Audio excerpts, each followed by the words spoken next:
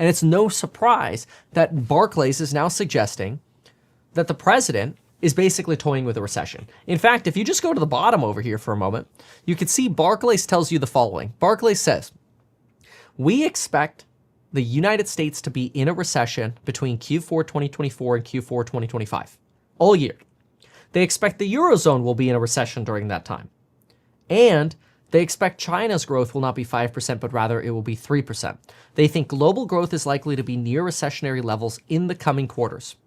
They also suggest that they like bonds as an investment, and they tell us that they think the earnings per share impact of tariffs and retaliatory measures are likely to be around 10%.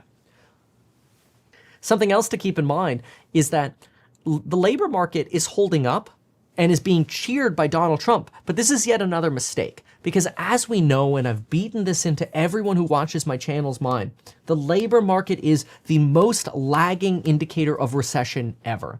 Barclays actually does a great job here. They indicate that in 2009, let me see if I can find it. In 2009, the labor market, here it is, peaked at the end of 2009 at 10%. But the joblessness rate in September of 2008, right around the time of the Lehman Brothers collapse, was just 6.1%. In other words, the shock element that occurs in an economy doesn't necessarily align with when you get bad unemployment numbers. You usually get bad unemployment numbers after the shock event.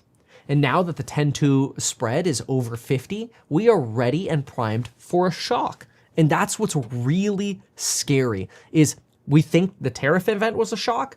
The tariff event just lit the fire of the spilled fuel of the problems that our economy had going into this.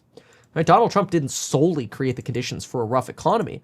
You know, we didn't know we were going to have crazy tariffs like this last July. We were looking at a weakening labor market and the fact that this economy is not going to be resilient in the face of a bad shock.